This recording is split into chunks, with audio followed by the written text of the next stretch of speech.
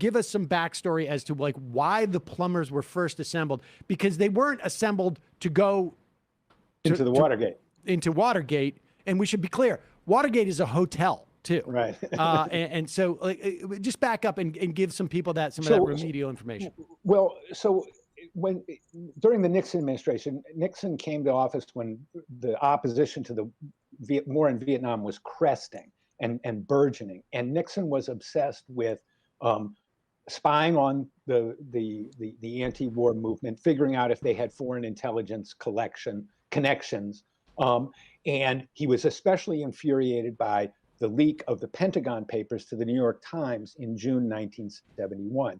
That's when he really went ballistic and demanded the creation of a unit that was not the FBI, which has responsibility for domestic intelligence, and not the CIA, which has responsibility for foreign intelligence, but an entity that would report to him on how these leaks were happening and to punish, to discredit, to impugn the people who were doing the leaking. And so that was when Helms recommended Hunt to the White House. And that's when they first started going after Daniel Ellsberg, the Pentagon analyst who had leaked the papers to the White House. So that's why Hunt and his little team were called the Plumbers, because they were going to fix those leaks on behalf of the White House. All right. And so let's get into what was never so why did things end where they ended? Like and this is the thing. So what happened was that the Watergate investigation led to the FBI investigation led to the Senate investigation, which led to the discovery of the tapes.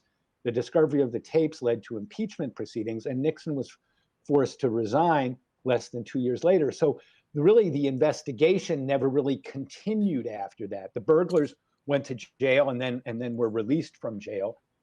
Nixon was pardoned, and the whole thing was kind of dropped. And so the story of who the burglars were and what they were doing was never really reported out. And I show in the book that, Watergate was not the only burglary these guys engaged in. They had a wide variety of national security operations, especially targeting Chile.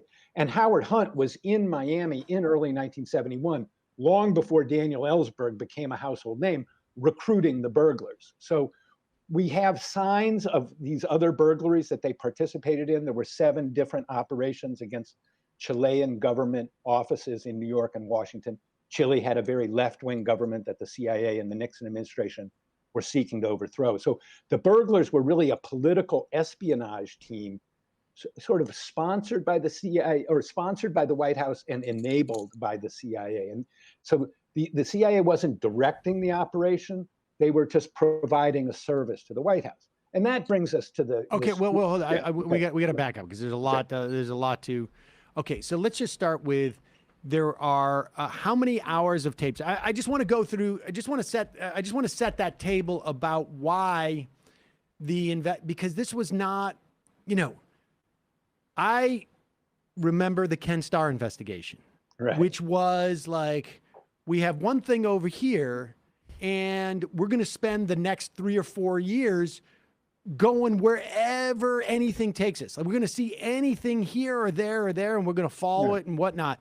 That's not what happened with Watergate, the Watergate investigation. All that happened was there was this one strand that they followed.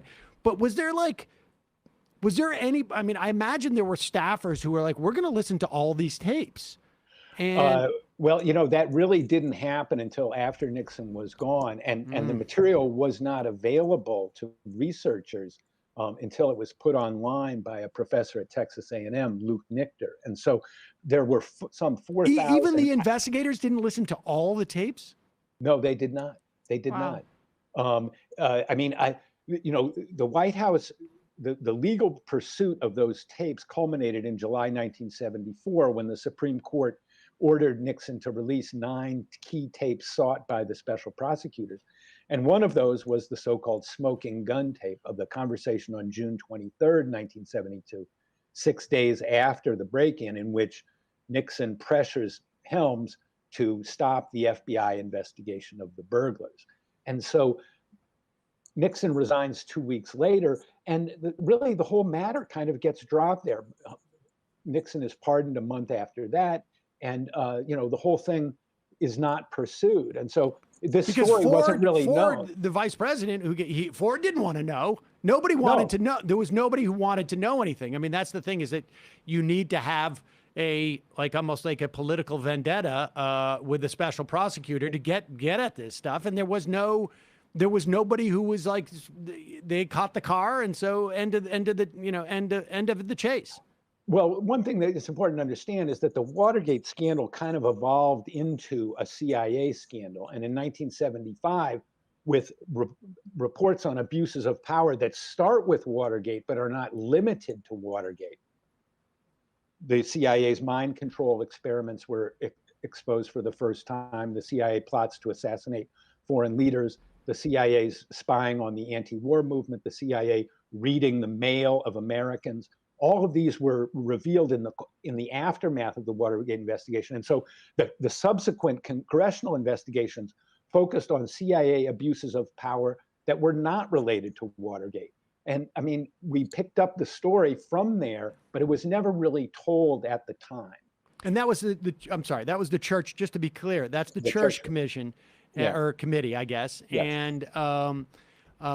And they never bothered to listen to those tapes either? It was not a focus of their inquiry. Their focus was much broader on the CIA's charter and unauthorized activities. Things like COINTELPRO and yes. Okay. But so when you say that was not a focus there, I mean, this might be not in your work, you may not be able to prove this, right? But there's certainly a chance that lack of focus or lack of, due diligence might have been purposeful. Oh, absolutely. I mean, the CIA was in no hurry to investigate itself. And the Democrats on the committee, on the church committee, were at pains to maintain a bipartisan, cast to their investigation. And so they didn't want to dwell on Watergate. Also, because the other material was so shocking and new that Watergate almost paled in comparison to the plots to assassinate foreign leaders or the opening of mail or the mind control experiments. All right, so let's talk about that. I mean, you touched on briefly what we did in Chile. This is Salvador Allende's government. This is part of, and so the White House was also, I mean, where did this fit in? Like, so the White House is looking for a squad of guys to go in and get intel in this country about the Allende government. I mean, to do all sorts of political espionage that was not authorized under current U.S. law, and which this was the great frustration of Nixon, was he couldn't get J. Edgar Hoover on board. And there's another important thing to understand. People may know J. Edgar Hoover. He was the arch reactionary, the repressive guy of the U.S. government. But in point of fact, during the Nixon administration, it was Hoover who resisted Nixon's desire to expand domestic surveillance, and it was Dick Helms who empowered him and totally supported him. So there was a continuity between Nixon's desire to authorize in law actions against the anti-war movement and his enemies, and the extracurricular activities that Dick Helms enabled him to pursue on the side. And the problem was they couldn't get the FBI to do it. So Helms offered these off-the-book CIA guys who could help the White House accomplish what they wanted. Can I just say, when J. Edgar Hoover is the guy saying tap the brakes on your abuses, you know you have a problem, right? I mean, right. What was that? Like, I mean, was that a situation where, was that a rivalry between Helms and Hoover, or was that Hoover just saying, like, you know what, I've looked back on my career of spying on just about everybody in this country and thought, nah, maybe we shouldn't do that? No, well, it was a little bit of both. I mean, Hoover was very hostile to the CIA. So sort of if the CIA wanted to do it, he would be inclined to say no, just to jerk their chain. But also Hoover was getting old, he was cranky, and he was sensing, the mood of the country was changing. And the types of things that Congress and the public had once accepted on the part of the FBI, Hoover was taking, lots of criticism. He was very aware of his reputation in the press. And so he was just more defensive in his old age. Whereas Dick Helms was a true believer, and he encouraged Nixon in all of these, in all of these hardline domestic surveillance policies. He wanted to spy on the anti-war movement. He wanted to empower Nixon. All right. Before we get into some of those other things he did, let's just get going back to the Church Commission, or committee, I should say. Was the church and named after Frank Church, who was the head of the committee? Yeah. Was it? I mean, how much of it was we're letting the air out of the tires? Like how much of this was, you know, we're gonna let a little air out of the tires. We're gonna have like a limited hangout type of situation, and how much of it was in earnest? They were trying to find stuff, because it seems odd that you have all of this, like this evidence in the form of all of this, of these tapes. And you're like, so I have to listen to them. And well, I mean, the Watergate scandal, the resignation and pardon of President Nixon forced the election of a big Democratic majority in the 74 elections. And this was a true reformist class. And they wanted to get the CIA under control. And they substantially changed the regime that governs the CIA. That Congress and subsequent Congresses created the House and Senate Intelligence Committees. They created the Foreign Intelligence Surveillance Act and the FISA courts, so that the approval of covert operations was spread more widely in Washington. It wasn't just one man.